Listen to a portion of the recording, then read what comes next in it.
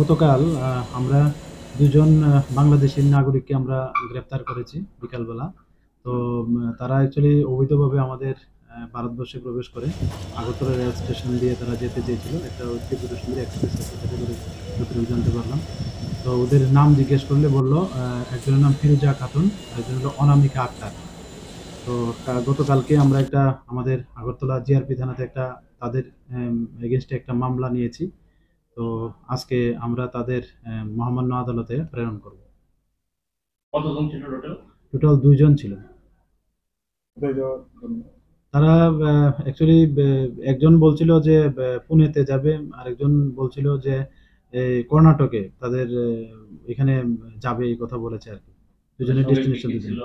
তাদের সঙ্গে এমনিতে ইন্ডিয়ান কারেন্সি আছে আর তাদের মোবাইল ফোন আরকি। তো এগুলি আমরা দেখছি বিশেষ করে মোবাইল ফোনগুলাতে আরো অন্য কোনো কিছু বা কোনো অন্য কারো সঙ্গে কোনো কানেকশন আছে কিনা এগুলো আমরা দেখছি।